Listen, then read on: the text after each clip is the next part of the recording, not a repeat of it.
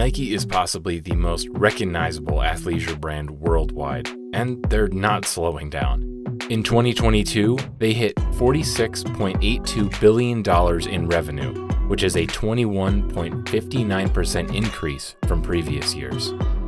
With such prominent levels of success over the years, Nike is now the most prominent athletic apparel company worldwide, with over 1,000 retail stores and 73,000 employees.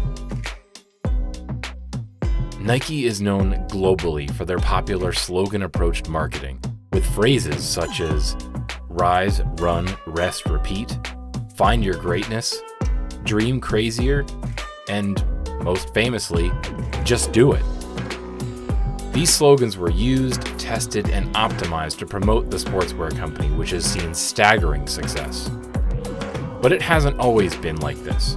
Nike was struggling at the beginning of the sportswear era in the 80s against brands such as Reebok and Adidas. However, this all changed in 1988 when Dan Whedon, the co-founder of the Whedon-Kennedy Agency in Portland, made a somewhat morbid pitch to Nike.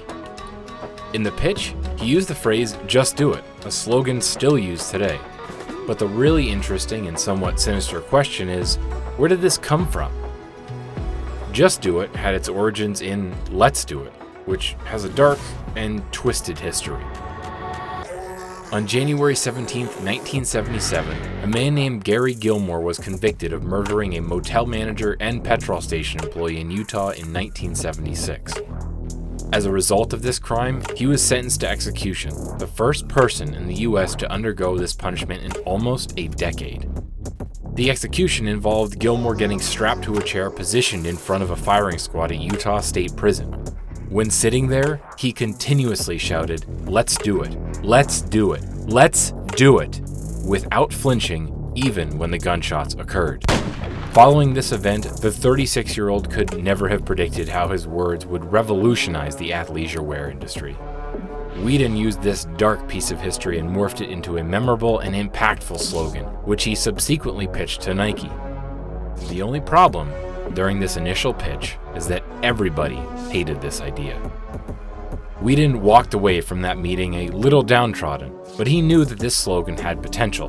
Continuing to work for Nike, Whedon has started developing relationships and gaining people's trust with the Nike executives. A couple of years later, he decided to pitch this controversial slogan again.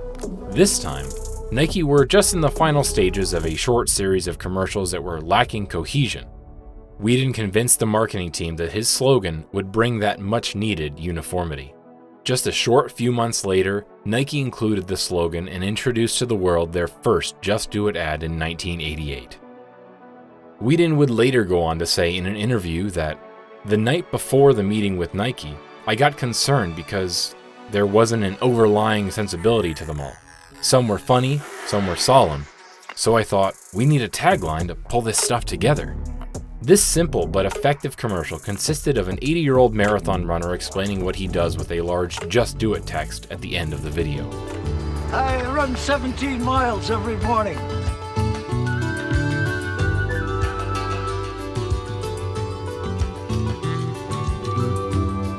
People ask me how I keep my teeth from chattering in the wintertime. I leave them in my locker.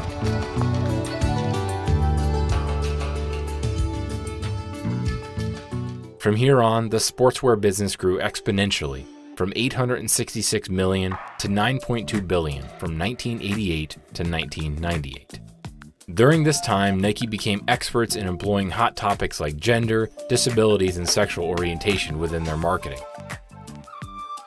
Nike has a history of taking a stand on social issues in its advertisements, and it's almost always resulted in a rise in sales. During this time period, Nike saw staggering levels of success with the early influencer marketing technique, decades before the term influencer marketing had even been coined. Since then, Nike has gone on to pour billions of dollars into influencer marketing, setting up endorsements with popular athletes like Michael Jordan, Cristiano Ronaldo, LeBron James, Tiger Woods, and even rappers like Travis Scott. By tapping into audiences of all sports, interests, and demographics, working with their favorite celebrities, it has helped leverage popularity into a profitable marketing technique. Nike's influencers selection and commercial approach is flawless. Recently, their most popular and rewarding form of marketing was with Colin Kaepernick in a controversial advert in 2018.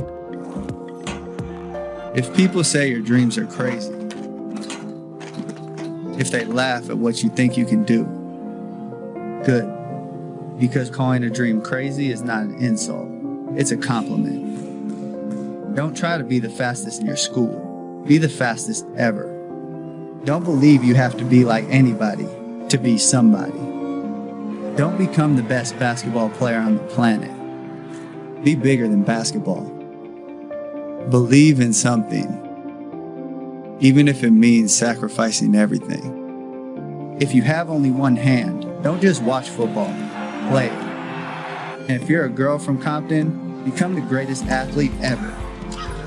Yeah, that's more like it. This campaign was so successful that many have begun calling Colin Kaepernick the face of just do it. But how?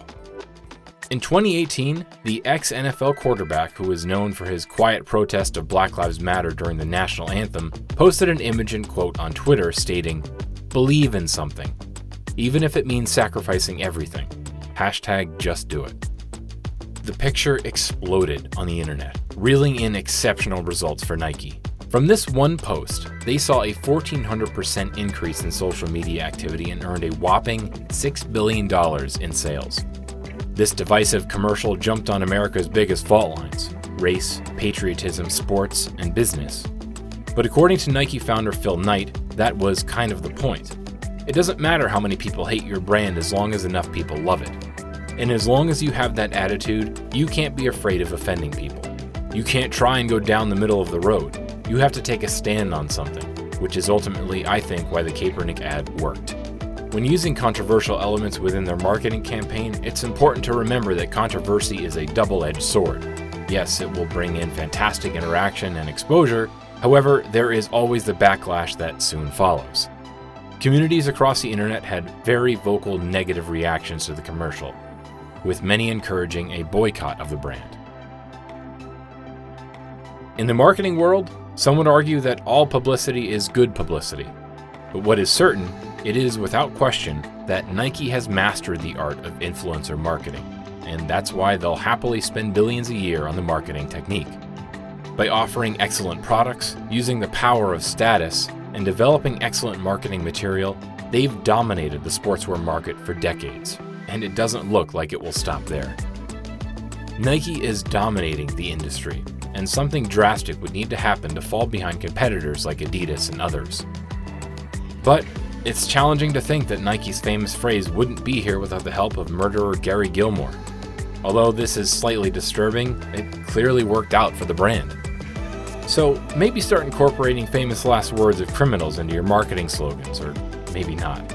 Let's keep that for Nike. If you've enjoyed today's video, press the like button below and let us know in the comments.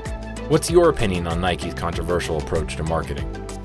If you want a video similar to this one, check out our breakdown of McDonald's award-winning marketing strategy. Thank you so much for watching, and I know you hear it all the time, but as a marketer, I have to show you that about 10% of the audience subscribes to our channel notifications with the bell icon. That's at the low end of the YouTube statistics.